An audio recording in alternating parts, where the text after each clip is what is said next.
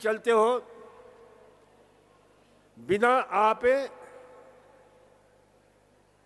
जिनके हाथ में दिक्कत है, गड़बड़ी है, दर्द होता है, पीड़ा होती है, वो भी बिना नाक को हाथ लगाए,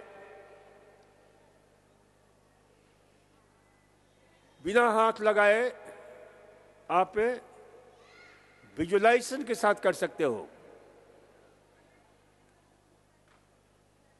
जैसे बाएं नाक से सांस लिया,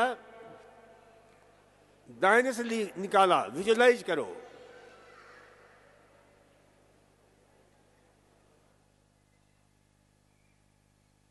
दाहिने से लिया, बाएं से निकाला, तो ये ध्यान में रखना है।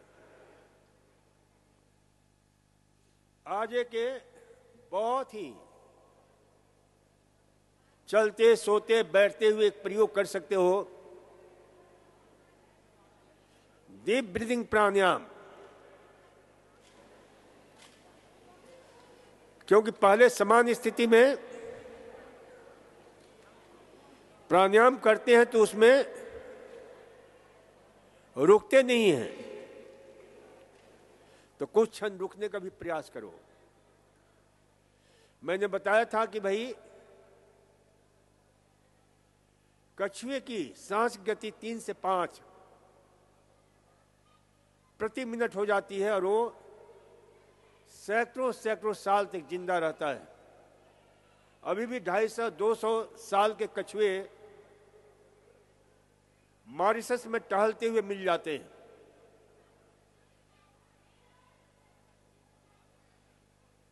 तो अपनी सांस गति को 3 से 5 करने का प्रयोग, जो कछुए की सांस गति होती है 5 बार प्रति मिनट,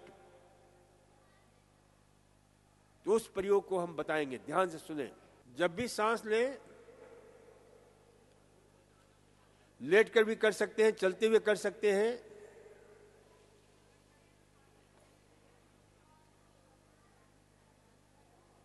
इसमें 8 काउंट करते हुए सांस लेना है, 9-10 रोकना है, फिर 8 तक काउंट करते हुए सांस को बाहर निकालना है। तो ये ध्यान रखें। ये ध्यान रखो। अभी 8 तक काउंट कैसे करेंगे? गिनते हुए। ये उंगली पर 1 2 3 4 5 6 7 8 8 तक सांस को लेना है, 9-10 रोकना है, फिर 8 तक गिनते हुए सांस को बाहर निकालना है। 1 2 3 4 5 6 7 8 और फिर 9-10 बाहर निकाल करके रोकना है। देखिए, योग विज्ञान के टेक्नोलॉजी में उसकी टेक्निकल भाषा है, जिसमें सांस लेने को हम क्या बोलते हैं? पूरक बोलते हैं। सांस जब बाहर निकालते हैं तो बाह्य कुंभक बोलते हैं, और सांस निकाल करके रोकते हैं बाहर तो बाह्य कुंभक। सांस बाहर निकालते हैं उसे रेचक बोलते हैं, और सांस बाहर निकाल करके रोकते हैं तो बाह्य कुंभक, और सांस लेकर के अंदर रोकते हैं तो उसको आंतरिक कुंभक बोलते हैं। ये 4 टेक्निकल शब्द हैं, इनको याद रखिए। सांस बाहर निकालना रेचक, सांस अंदर लेना पूरक, सांस अंदर लेकर रोकना आंतरिक कुंभक, सांस बाहर निकाल कर रोकना बाह्य कुंभक। तो ध्यान रखें, तो इस प्रकार से जो है सांस को आप नियंत्रित करने का तरीका सीखें, उसके डायमेंशन को बढ़ाएं। तो शुरू करेंगे। मैं बोलता हूं, आप सांस लीजिए, 9-10 पर रोकिएगा, फिर सांस बाहर निकालिएगा, फिर 9-10 पर रोकिएगा। 1 से 8 तक सांस को गिनना शुरू करिए, सांस लेना शुरू करिए। 1 2 3 4 5 6 7 8, रोकिए, 9 10, 1, फिर बाहर निकालिए, 1 2 3 4 5 6 7 8, रोकिए, 9 10, फिर लीजिए, 1 2 3 4 5 6 7 8, रोकिए, 9 10, फिर बाहर निकालिए, 1 2 3 4 5 6 7 8, 9 10, 1 2 3 4 5 6 7 8, 9 10, 1 2 3 4 5 6 7 8, 9 10, 1 2 3 4 5 6 7 8, 9 10, 1 2 3 4 5 6 7 8, 9 10, 1 2 3 4 5 6 7 8, 9 10, और करते रहिए इस प्रकार से। उंगलियों के पोर से जो है ना, अभी 3 मिनट इसे और करेंगे।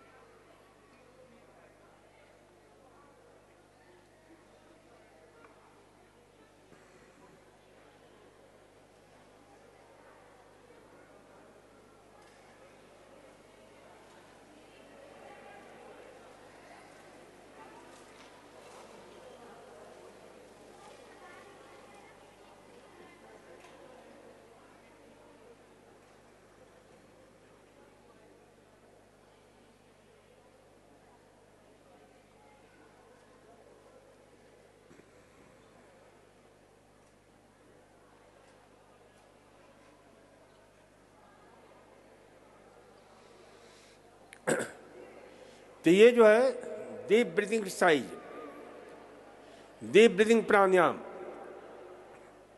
अब इसमें देखिए क्या होता है कि मान लीजिए 8 सेकंड आपने सांस लिया, 2 सेकंड रोका, 8 सेकंड में फिर सांस को निकाला और 2 सेकंड रोका, तो कितना हो गया? करीब 20 सेकंड। यानी आपने 20 सेकंड में एक आवृत्ति पूरी की, तो 1 मिनट में कितना हो गया? 3 बार। तो आपकी सांस गति कितनी हो जाएगी? 3 से 5 बार आपकी सांस गति हो जाएगी, जिससे आप जो ना आराम से, क्योंकि हमने कहा कि इस सांस की गति पर ही आपका उम्र, आपका स्वास्थ्य, आपकी बीमारी, आपकी सारा कुछ टिका हुआ है। जल्दी जल्दी आप सांस लेते हैं, जल्दी बीमार होते हैं, आपकी उम्र नष्ट होती है। क्योंकि हमारी प्राचीन विज्ञान कहता है कि भाई सांस गिन गिन करके मिला हुआ है। जल्दी जल्दी हम सांस लेंगे तो हमारी सांस जल्दी चुक जाएगी, और धीरे धीरे सांस लेंगे तो उतना ही हमारी उम्र बढ़ेगी।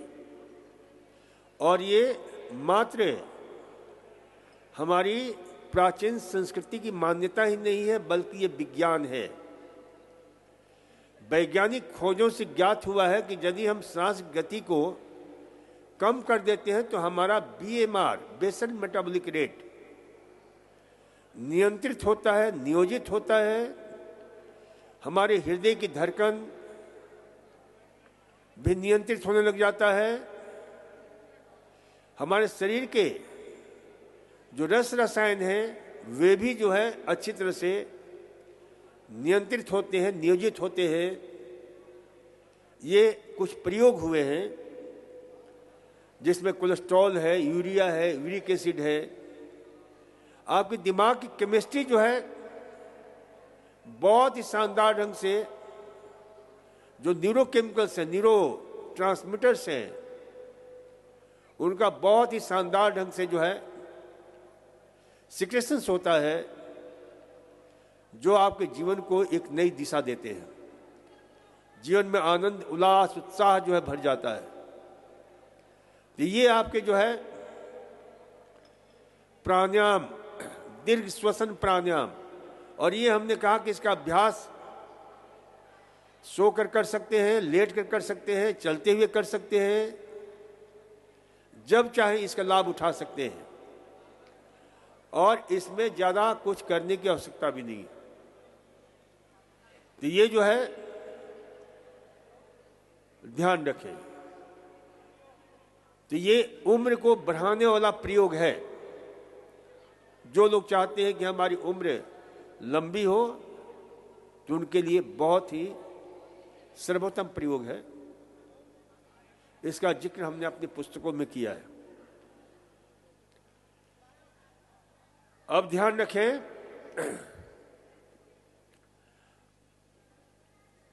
तो आज हम जो है वायु चिकित्सा को, आंतरिक वायु चिकित्सा, इसके विषय में हमने चर्चा की। वायु चिकित्सा, जिसमें जो है जितना हो सके प्रकृति के सानिध्य में जब भी मौका मिले अवश्य रहें, क्योंकि हमारे त्वचा का जो रेजिस्टेंस पावर है प्रकृति के सानिध्य में बढ़ता है। आप देखें, हमारे जो नन्हे बच्चे होते हैं, छोटे बच्चे होते हैं, आप लोग, वो हमेशा खुले में रहना पसंद करते हैं। कुछ उड़ाते भी हो, कुछ ज्यादा डालते भी हो तो उसको फेंकते हैं, क्योंकि स्वाभाविक मांग होती है कि प्रकृति के सानिध्य में रहे। और जो प्रकृति के सानिध्य में रहता है वो प्रबल स्वस्थ होता है। और इसका भी प्रत्यक्ष प्रमाण परम श्रद्धेय पूज्यास्पद स्वामी जी हैं, जो कम से कम वस्त्र धारण करते हैं, नहीं करते नहीं के बराबर, बिल्कुल दिगंबर रहते हैं। तो उससे क्या होता है? रिसर्च हुआ है, खोज हुआ है कि हमारे त्वचा का जो रेजिस्टेंस पावर है वो किस कदर बढ़ता है। रोग से लड़ने की ताकत हमारी बढ़ती है।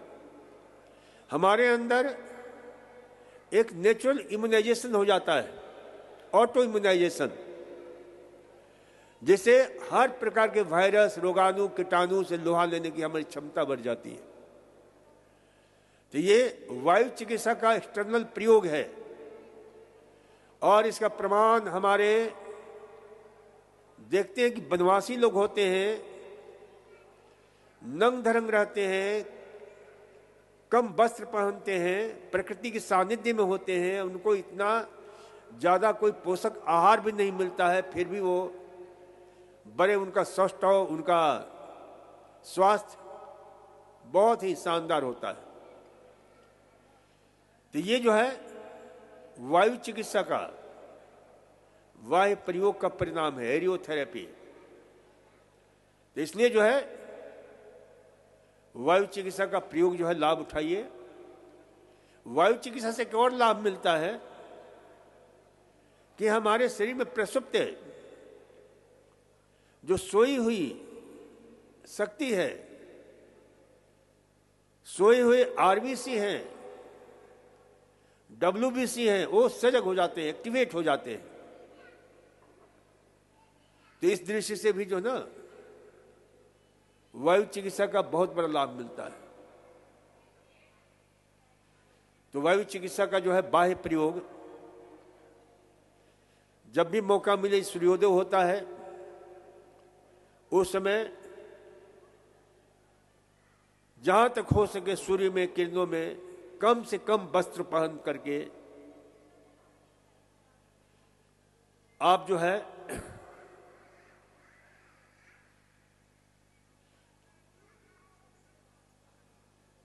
लेते हैं धूल, सूर्य स्नान, एयर बाथ, क्योंकि उससे 3 बात आसानी से हो जाता है। एक तो ये ध्यान रखना है कि भाई इस प्रकार से जो है वायु स्नान का प्रयोग, जब धूप स्नान लेते हैं तो धूप स्नान प्लस वायु स्नान प्लस ईथर स्नान, ईथर बात, एरियो बात, सन बात, इन सब का संबंधित प्रयोग और उनका लाभ हमें मिलता है। तो इसलिए जहां सूर्योदय हो, सूर्योदय के बाद में कोशिश करना चाहिए कि भाई जितना हो सके कम से कम वस्त्र पहन करके वायु का स्नान का लाभ उठाएं, धूप स्नान का लाभ उठाएं, सनबाथ का लाभ उठाएं। सनबाथ भी बहुत ही अद्भुत प्रयोग है। तो ये ध्यान रखो कि भाई सनबाथ, वायु स्नान और ईथर बाथ, आकाश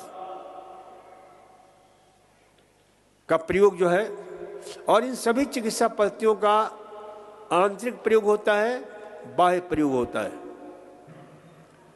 तो इसे ध्यान रखें। सूर्य चिकित्सा, कल से हम सूर्य चिकित्सा की चर्चा करेंगे। यह भी कितना अद्भुत है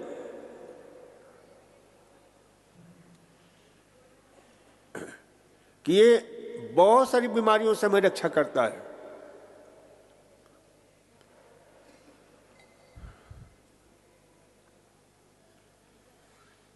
एक मंत्र अथर्ववेद में, अनुसूर्य उदयताम हृदय दो तो हरिमानम चते गोरोतास्य वर्णेन तेन त्वा परिदधमसी। ये अत्यंत बहुत अद्भुत वैज्ञानिक ये सूत्र है कि जो सुबह सूर्योदय होता है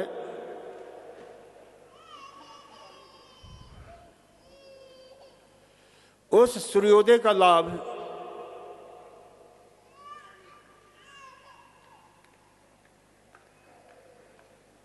सुबह की जो किरणें होती हैं वो अत्यंत अद्भुत